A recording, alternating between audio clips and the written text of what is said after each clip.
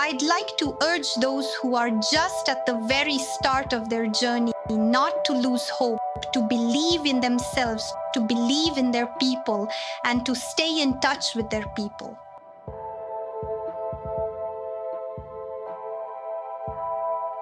For those planning to leave Russia, the first thing to consider is your documents. This is very important. In truth, it is unclear how the situation will unfold. It is completely unknown what decision the local authorities will take as far as indigenous peoples are concerned. I don't yet see any specific focus in the work being done. In other words, I don't see us being treated differently from other Russians.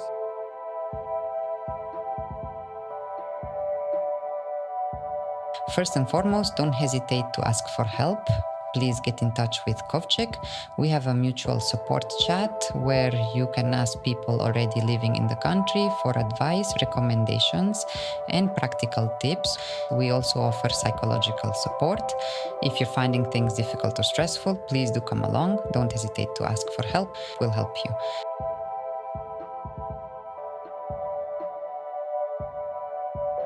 Hello everyone, you're listening to the podcast from the Memorial Anti-Discrimination Center, where we talk about the rights of Indigenous peoples. If this topic is close to your heart or affects you, please subscribe to us and give us a like. Today, Amina Akhpasheva, Anastasia Burakova, and Taulan Salpagarov will be joining us in the studio to share their experiences of emigration. Amina Akhpasheva is an activist from the Khakas people. Anastasia Burakova is the founder of the Kovchek project, which helps people who've been forced to leave Russia. And Taulan Salpagarov is a representative of the Alan people of Karachay and Balkaria. And today we'll be talking about emigration, most often forced emigration, which has also affected members of indigenous peoples. For indigenous peoples in particular, whose connection to the land runs especially deep, emigration is often much harder. And I'd like to start by asking you each to briefly explain how you came to be in exile. Amina, shall we start with you? It so happened that I've been involved in civic activism since 2019. Back in 2019, I decided to support my village in its opposition to a coal company's plans. My activities attracted the attention of the Russian security services. And for us, that was only to be expected at the time. Yes, we're used to them tapping our phones, keeping tabs on us. They know where we are and what we're doing. It was simply going on in the background all the time. In 2022, I made my anti-war stance public. I said that the Khakas people had nothing to lose in Ukraine and that we shouldn't go there and that women should not let their men, their sons and husbands go to this war. And then when the body of my classmate's son was brought home, this was even before the mobilization began. His son was a contract soldier, and that hit me so hard. I posted so many comments online. Then I was summoned to the FSB. Well, it all just kept escalating. In 2024, I changed my name. I had a Russian name, Maria. I simply couldn't bear to use that name any longer. I just wanted to change it. I changed my first name to Amina and took my father's patronymic. Then I got a call from the FSB asking why I'd changed my name. That's when he started asking me questions. I realized they were keeping tabs on me. Or in December, news came through that some of my acquaintances had been detained and that searches had taken place, all on the same day. And my mobile had just been blocked. It was like some sort of psychological thriller had begun. When I switched my phone on, all these fake missed calls started pouring in. But in reality, those people hadn't actually called me, and it went on round the clock. And you had to leave after all that pressure, didn't you? I have a niece who's in my care, and at first I couldn't make up my mind. Well, I can't just leave the child behind. Then a journalist I know who'd already left Russia with her own child got in touch. The New Year holidays were starting, and she said, well, they don't come round during the holidays, and in theory, they shouldn't come on New Year's Day either. So let's go for it. So I sought advice from family law solicitors, and they told me to take the child and leave. And so on 1st December, on my birthday, I left. Taulan, what's your story? For me, it turns out it all started back in 2014 when an organization, I'd been an activist there for some time before that, began to impose a clearly pro-Kremlin stance on my entire community. And I had to start fighting against it. I started explaining to people that they were trying to drag us into a conflict between two states, that a so-called referendum had supposedly taken place in Crimea. I simply explained to people that it was a sham, that there was nothing legitimate about it, nothing at all, and that it was, in essence, an occupation. And once I started working with people on a one-to-one basis, I became an opponent. They made it clear to me that the people like me were no longer welcome in this organization. I left it and began urging other people to leave this organization called El Brusoid. It's one of the major pro-Kremlin organizations. From that moment on, confrontation began. Although I wasn't looking for trouble, the political situation has unfolded in such a way that it's impossible to remain a decent human being there without breaking the laws of the Russian state. And the problems began first at university, then attacks, threats, and surveillance. I had to deal with FSB officers several times. I was also detained several times at the police station, even though there were no real grounds for doing so, apart from my political stance, my public stance, and the fact that I was involved in promoting our own Alanic script. My civic activism became a pretext, no less so than my political activism, for persecuting me. After many opposition figures had already been imprisoned, even official opposition figures, those permitted to oppose the regime, and after many people began to go missing in my homeland, it simply became clear to me that it was only a matter of time. I would be next, because there is no way to stop working, to stop political activity, because that would mean we're giving up, admitting that we've become part of this society of cannibals, this human meat grinder of a country. What's the point of living at all then? As it was physically impossible to remain in that territory at all, in other words, I would not have survived there, 100% certain, I had to leave my homeland. That is how I ended up far beyond the borders of my homeland. Anastasia, you also work with indigenous peoples, amongst others, and I'd like you to tell us perhaps briefly about your own story, how you came to be in exile. I emigrated a little before the full-scale invasion of Ukraine began in November 2021. In Russia, I was coordinating a human rights organization, which was shut down on the pretext that it was undesirable. In 2021, there was a large-scale crackdown on civil society organizations, independent media, human rights defenders, and politicians. Unfortunately, my organization and I were also caught up in this wave of repression. At the time, we didn't know what the authorities were planning. It later became clear that the authorities had been preparing for war. And in November 2021, I left Russia and moved to Kyiv in Ukraine, where I lived until the start of the full-scale invasion. This was followed by a long period in Tbilisi in Georgia. And once the political situation in Georgia began to deteriorate, I had to choose a country that was more stable in terms of the rule of law and the protection of human rights. This was because a criminal case had been brought against me and verdict had already been handed down, even at the time of our conversation, based on so-called fake news about the armed forces of the Russian Federation.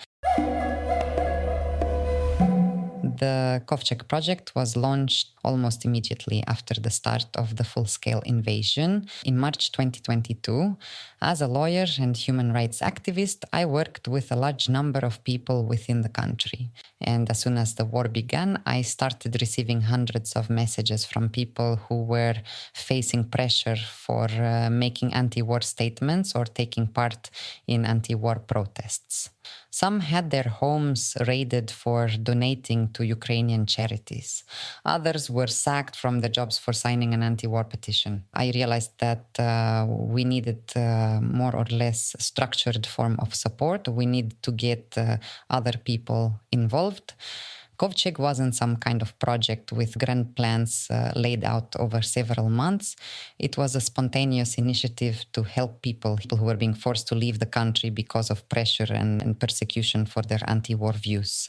We had a chatbot to start with, and we had a legal advice section, which two of my former colleagues from my human rights work volunteered to help with. And we rented 2 safe houses, 2 flats, one in Yerevan, the other in Istanbul, because Free Russia Foundation already had that infrastructure in place in Tbilisi. And so the project was launched on March 10th, 2022.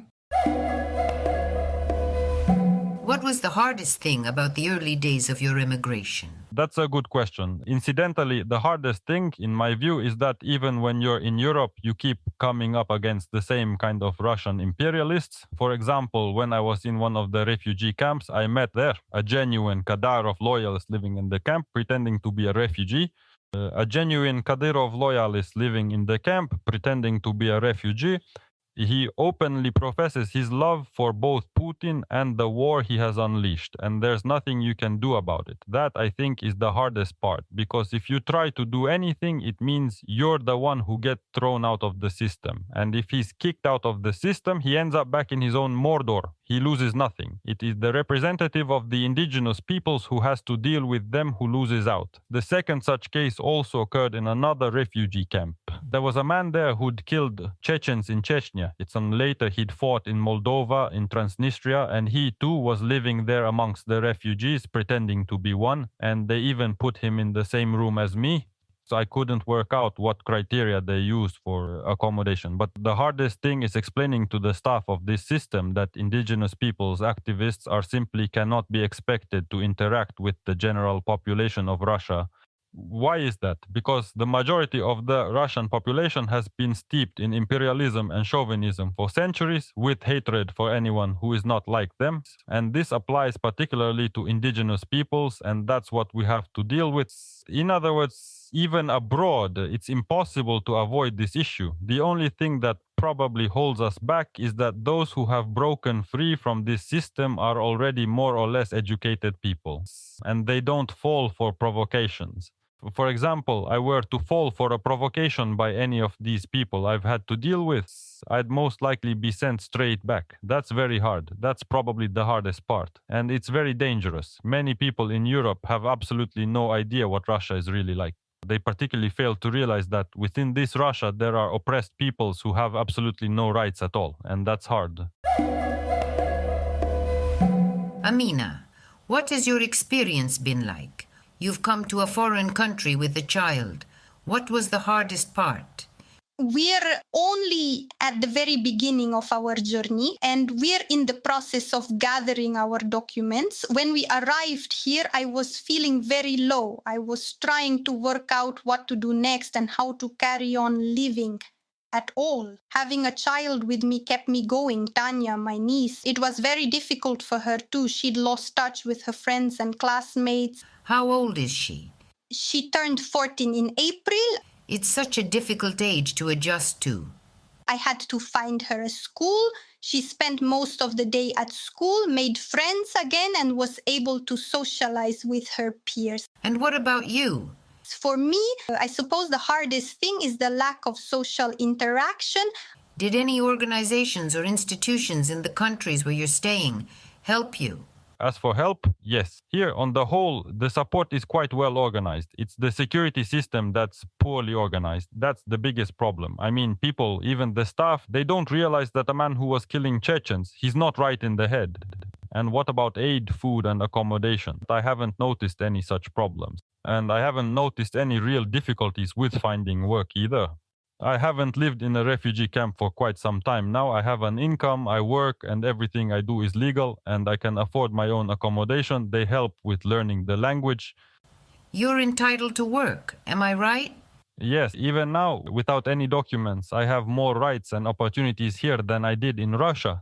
And how are things going with your documents? Are you still waiting for more permanent ones? Do you have a temporary one? I'm just waiting for a decision on my application. They'll either approve it or reject it. The problem is this: it's impossible to explain to the authorities here that what in the Russian Federation would normally result in a year in prison and a couple of house searches always ends up for a member of my people with either a life sentence, well, because any prison sentence for people like me, that is for a member of my people, automatically becomes a life sentence, or else by being killed on the spot.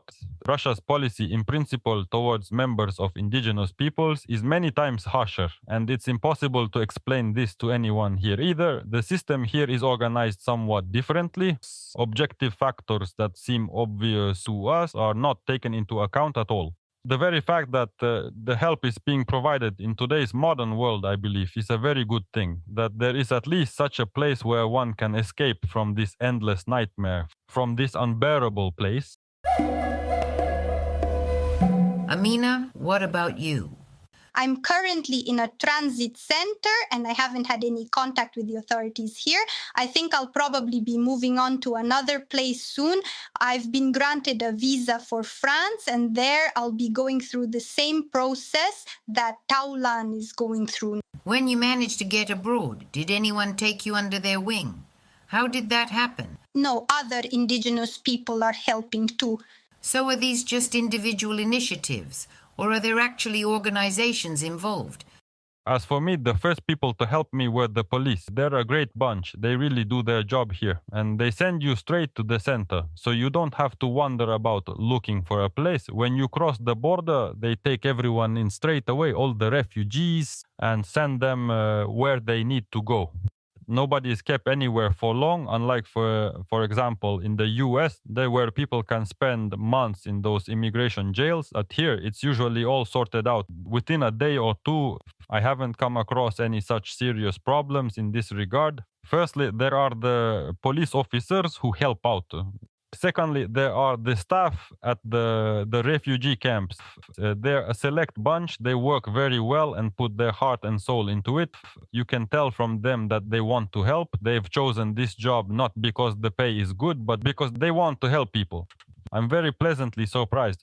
I didn't know there were countries like this in the world.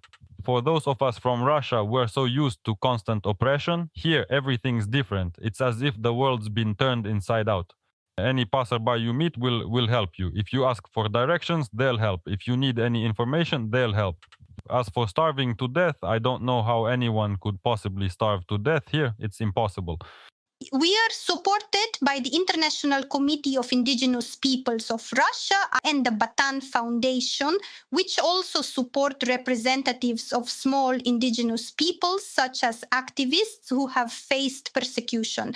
The Khakas people aren't classified as a small indigenous group, but it so happened that in 2023, I was invited to take part in an international event. At first, I refused, but then I thought it over and consulted with all the other Khakas people. They said, go.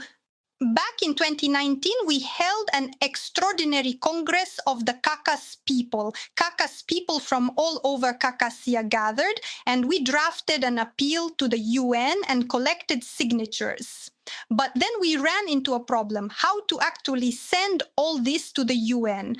And then a few years later, when I was invited to this conference, I decided to go. I met Daria Egreva and I did everything I could, gave it my all. At this event, I passed all this to the UN, gave a good speech, and then I was told my message had been heard. That's how it turned out that I stayed with the indigenous people and took part in other international events. In our republic, we have absolutely no rights.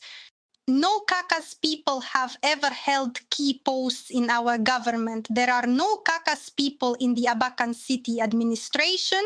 This is because the former mayor said that as long as he was mayor, he would not tolerate a single Khakas person in his administration.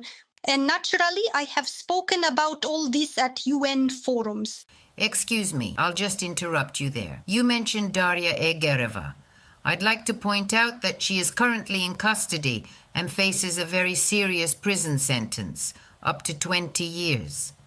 Yes, I wanted to express my support for the detained women, Daria Yegereva and Natalia Leongard. We are closely monitoring what is happening to them. We demand freedom for Daria and for Natalia, and we hope that everything will turn out well. I'd also like to express my support. I share this sort of news when any activist comes under persecution, not just indigenous people, but human rights defenders in general. I try to show my support, and I want to remind people not to harbor any illusions. Any attempt, even the slightest attempt to express any human thought whatsoever, is forbidden today. We can see this perfectly clearly in the case of Daria Egereva. Anastasia, Kovcheg helps people forced to leave Russia. Are there, I suppose, members of indigenous peoples among them? Yes, of course, we do not divide people by nationality. We do not even divide people by citizenship. I would say that we help, broadly speaking, Russian-speaking people who oppose the war, who share universal human values, and who uphold the norms of international law. That is why there are also members of indigenous peoples amongst them. We have worked with various groups that support indigenous peoples because particularly when mobilization began in Russia, the authorities naturally placed great emphasis on the Russia's ethnic republics and regions, attempting to mobilize more people from there. That is why we have been working at the systemic level with those initiatives that were helping their fellow citizens. And accordingly, our support is also available to anyone who contacts us. What's more, we've also had people from Central Asia, not many, but unfortunately, repression and authoritarian systems are not unique to Russia. That is why we work here with those people who need help most of all and who share our views and values. You mentioned Mongolia. We spoke recently with activists from the Buryat community. They said that the situation has deteriorated and that the Mongolian authorities' attitude towards these forced emigrants has worsened. You yourself have traveled through several countries, and the people you support are traveling through various countries. Do you think this is a general trend? I would say that the situation regarding seeking protection in third countries is indeed deteriorating. I am not referring here specifically to legal concepts such as asylum or subsidiary protection, but overall the sense of safety is getting worse. These countries are no longer always refusing to cooperate with Russia over extraditions. In some cases, as we saw in Kyrgyzstan, persecuted people have even been abducted. Whilst in 2022, up until around the middle of the year, no countries were taking any action aimed at extraditing people persecuted by the Russian authorities to those very authorities. The situation subsequently began to deteriorate gradually. The situation varies from country to country. But, for example, in Kyrgyzstan, towards the end of 2022, pressure began to be exerted even on civil society initiatives that were not engaged in any direct political activity. Rather, they were focused on community building. At that time, there were also abductions of Russian activists and left-wing activists who were being prosecuted under various politically motivated articles of the criminal code.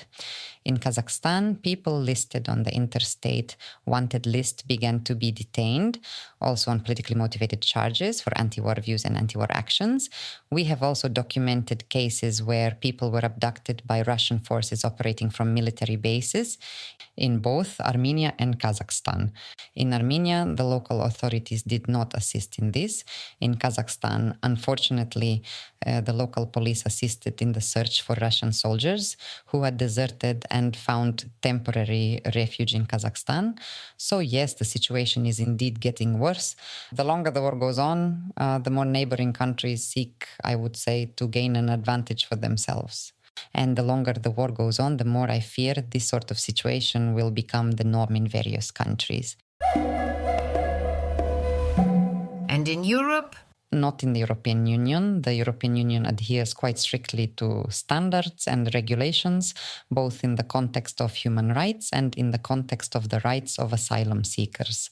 The second point is that there is a general trend within the European Union which is not geared towards cooperation with Russia, nor is it directed specifically at Russians, for example. In terms of humanitarian admission and asylum, we are currently witnessing the adoption of a new pact on migration and asylum, which significantly alters access to the asylum procedure, not only for Russians, but also for other nationalities. We are therefore seeing a general trend towards tightening migration policies with regard to humanitarian admission. But when it comes to legal migration, it's different. There are more opportunities now for work, study, skilled professionals, digital nomads, and people who work remotely.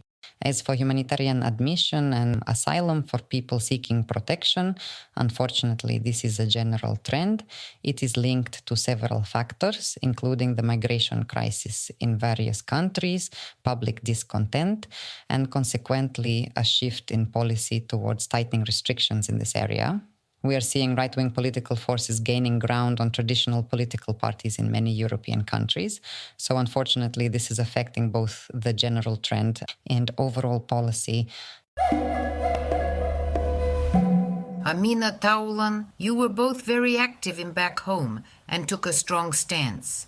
Rapon, for example, constantly accuses Indigenous representatives who have left their homelands of having lost touch with their people and of not representing anyone. Do you manage to maintain contact in any way with your own people back home who have remained in your homeland? As I've already said, the Khakas are not a small ethnic group. And to be honest, I'm not interested in what Rapon has to say. I haven't looked into Rapon or any other organizations that work in the interest of the Russian government. I just keep following my own path. I say what I think is necessary. Do you keep in touch in any way? Yes, of course. What about you, Taulan? I don't just stay in touch, I get feedback. I've always had a sizable audience. Right now, several thousand people are closely following what I say, despite and in defiance of all the restrictions Russia is imposing. They're doing everything they can to sever this connection, but not only is this connection not being severed, it's growing stronger. I care deeply about my people, and my people care deeply about me. That is why, even despite the distance, this bond is not weakening at all. I myself have lived in Khakas. I can testify that what Amina is saying is true. Many members of the indigenous peoples in this country who have grown up immersed in their own culture preserve their identity and possess a sense of self-respect. And they are absolutely not the bloodthirsty creatures that the propaganda is currently trying to portray them as.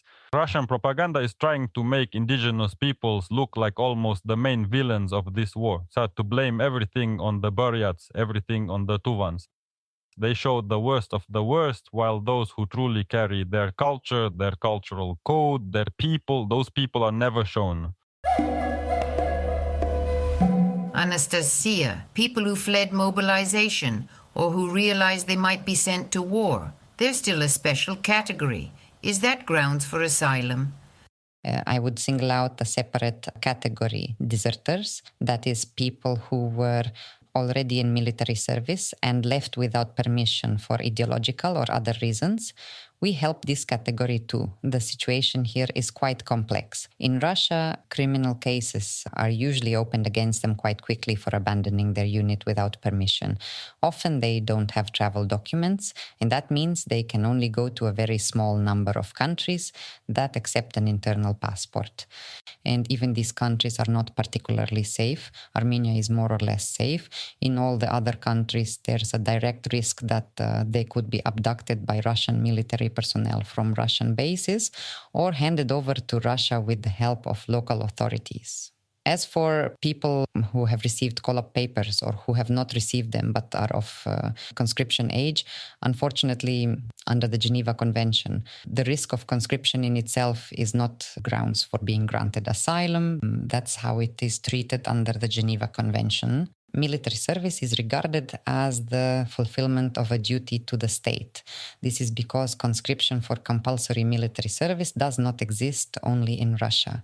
It also exists in many countries around the world. And armed conflicts are taking place in some of them as well. It is therefore necessary to provide further evidence that if conscripted into the Russian armed forces, the person would be compelled to commit war crimes or crimes against peace and humanity.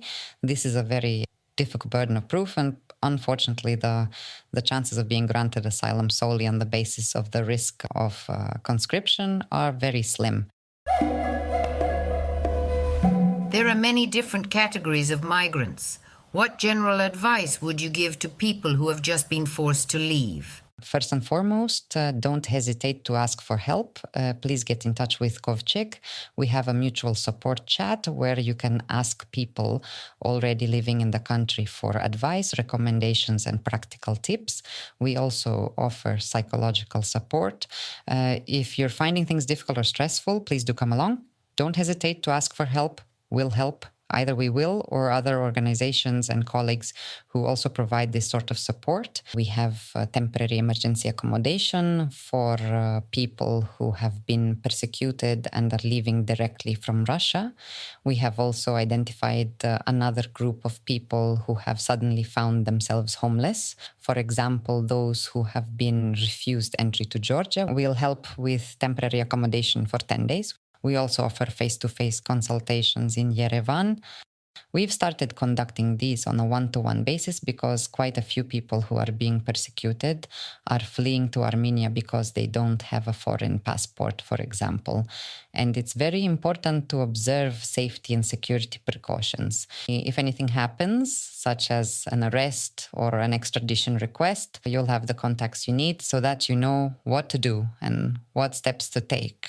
We offer online foreign language courses. These are available to people who are still living in Russia, those who haven't left yet or are not yet able to leave, as well as to immigrants. We used to run professional retraining courses. We're changing the format slightly this summer. We have an association called Kovchek.business. This doesn't mean we're talking about some kind of large-scale business, people with substantial capital. It's often quite difficult to find work in the local job market in third countries, so people choose to become entrepreneurs, from small coffee shops to tech startups. So if you're thinking of starting your own business, even a very small one, do come along to the Kovchek.business association. There we help people find investors and prepare for pitches. We also help with networking, banking compliance, and other issues people face when setting up a business abroad. Our First Flight project is a large-scale voluntary initiative that brings together people who want to get involved in civic activities. It doesn't have to be anything on a grand scale. This can be small steps and simple actions that we can take together.